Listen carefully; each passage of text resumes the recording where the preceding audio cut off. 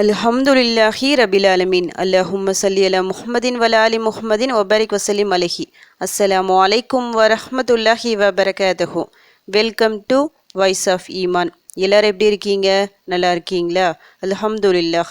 அல்லாஹ் சுப்ஹானஹு வ தஆலா உங்களுக்கு நீண்ட ஆயுளையும் ஆரோக்கியத்தையும் வழங்க வேண்டும் என்று துவா செஞ்சு ஆரம்பிக்கிறேன். மார்க்கத்தை பொறுத்தவரை இரவு நேர வழிபாடுகள் மிகவும் சிறப்பு வாய்ந்ததாக கருதப்படுகின்றது. இப்போ பகல் முழுக்க நம்ம என்ன வேலை வேணாலும் செஞ்சுக்கலாம், எல்லாமே பண்ணிக்கலாம். ஆனால் இரவு என்பது நமக்கு தூக்கத்திற்காக அல்லாஹ் நிர்ணயித்து வச்சிருக்கிறான்.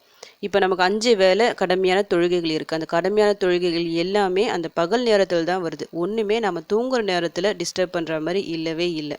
இருந்தாலும் அந்த இரவு நேரம் வணக்கம் என்பது மிக சிறப்பாக ஒன்றா இருக்குது. இப்போ லைலத்துல் கத்ர் எடுத்துக்கோங்க. அந்த கடைசி 10 நாட்கள், ரமதான் மாதத்தின் கடைசி 10 நாட்களில் இரவு வணக்கம் தான் சிறந்தது. நபி ஸல்லல்லாஹு அலைஹி வஸல்லம் அவர்கள் என்ன சொல்லியிருக்கிறாங்க? 5 வேளை கடுமையான தொழுகைக்கு பிறகு சிறப்பான ஒரு தொழுகை இருக்குன்னா அது இரவு நேரத்தில் தொழப்படும் தஹஜுத் தொழுகை. என்னுடைய உம்மத்திற்கு சிரமம் இல்லாவிட்டால் கண்டிப்பாக நான் அதை கடுமையான தொழுகையாக ஆக்கியிருப்பேன் அப்படின்னு நபி அவர்கள் கூறியிருக்கிறாங்க.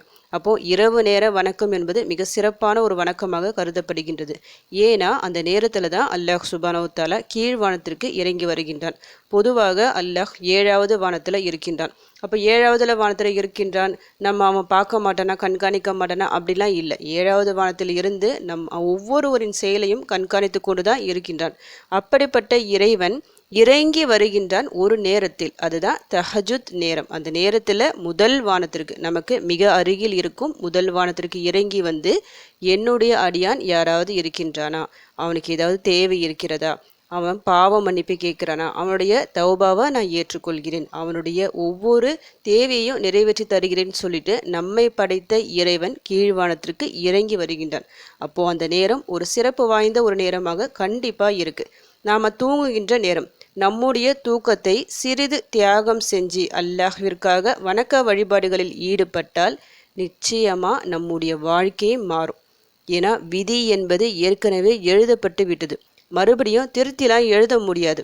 அப்படிப்பட்ட விதி ஒரு மாற்றக்கூடிய ஒரு அமல் இருக்குன்னா, அந்த விதியையே மாற்றக்கூடிய அமல் இருக்குன்னா நாம் கேட்கக்கூடிய துவாக்கள், அந்த துவாக்களை எப்போ கேட்கலாம்? கடமையான ஒவ்வொரு வேளை தொழுகைக்கு பிறகு கேட்கலாம். அதை விட முக்கியமான ஒரு நேரம் தஹஜுத் நேரம். அந்த நேரத்தில் கொஞ்சம் தூக்கத்தை தியாகம் செஞ்சு நீங்கள் அல்லாஹ்விடம் துவா செய்யும் போது நிச்சயமாக உங்கள் விதி மாறும். மார்க்கத்தை பொறுத்தவரை மிகவும் லேசானதாக தான் இருக்கின்றது. ஏன்னா மனிதன் பலகீனமாகத்தான் படைக்கப்பட்டுள்ளான். அவனுக்கு ஏற்ற மாதிரி தான் அல்லாஹ் மார்க்கத்தை லேசாக்கி தந்துள்ளான். கடமையான ஒவ்வொரு வேளை தொழுகைக்கு பிறகு நாம் செய்யும் ஒவ்வொரு துவாக்களுக்கும் கண்டிப்பாக பதில் கிடைக்கும்.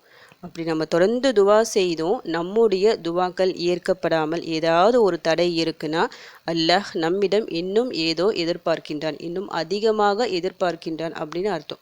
அப்போ நம்ம என்ன செய்யணும்? சோர்ந்து விடக்கூடாது. நான் துவா செஞ்சேன், என் துவா கபுல் ஆகலை அப்படி சொல்லக்கூடாது. இப்போ லைஃப்பில் நமக்கு ஏதாவது ஒன்று தேவைப்படுது, நிறைய நம்ம ஸ்டெப்பு எடுத்து வைப்போம், மேலே மேலே அதுக்கு முயற்சி செஞ்சுக்கிட்டே இருப்போம். இது போனால் அது, அது போனால் இது சொல்லிட்டு. ஆனால் நமக்கு முக்கியமான ஒரு ஸ்டெப்பு தான் இதுவும். ஏன்னா முதல்ல அல்லாஹ்விடம் கேட்கணும், நமக்கு என்ன தேவை இருந்தாலும். அதற்கு பிறகு தான் நம்ம முயற்சியே செய்யணும். அப்போ அல்லாஹ்விடம் நம்ம கேட்குறோம், 5 வேளை தொழுதுட்டு கேட்குறோம், கிடைக்கல. அப்போ அடுத்த ஸ்டெப்பு என்னவா இருக்கணும்? உபரியான வணக்கங்களை கொண்டு அல்லாஹ்விடம் உதவி செய்ய வேண்டும். அப்போ உபரியான வணக்கங்களில் முதலிடத்தில் இருப்பது என்ன? அந்த இரவு நேர தொழுகை தான். ஒரு நாள் நீங்கள் சிரமம் பார்க்காம ஏந்திரிச்சு, ரொம்ப சிரமத்தில் இருக்கீங்க, கஷ்டமான ஒரு சூழ்நிலை, என்ன இது இருந்தாலும் நம்மளுக்கு எதுவுமே கை கூட மாட்டேங்குது. அப்போ என்ன பண்ணுங்க?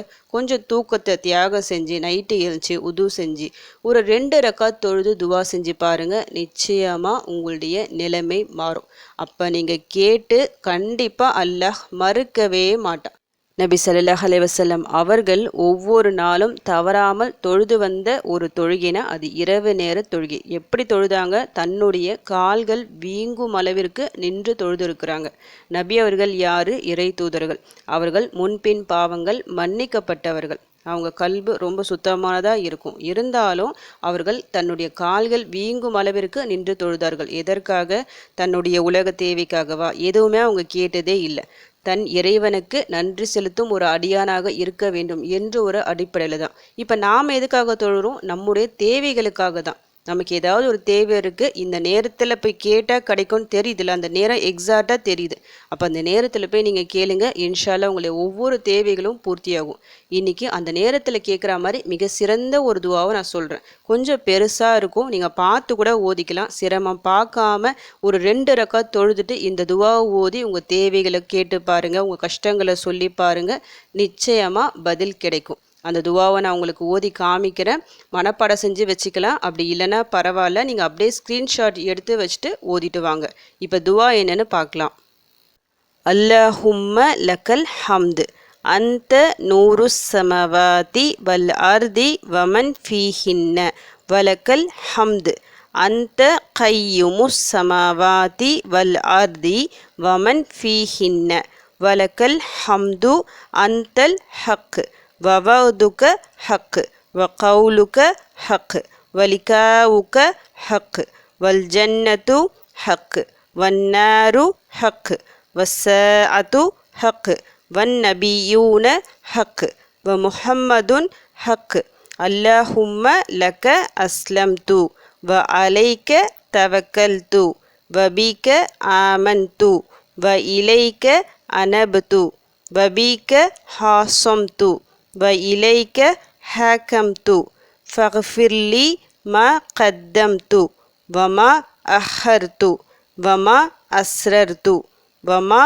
أعلنت أنت المقدم وأنت المؤخر لا إله إلا أنت اللهم لك الحمد أنت نور السماوات والأرض ومن فيهن ولك الحمد أنت قيوم السماوات والأرض ومن فيهن ولك الحمد أنت الحق ووعدك حق وقولك حق ولقاؤك حق والجنة حق والنار حق والساعة حق والنبيون حق ومحمد حق اللهم لك أسلمت وعليك توكلت وبك آمنت وإليك أنبت وبك خاصمت وإليك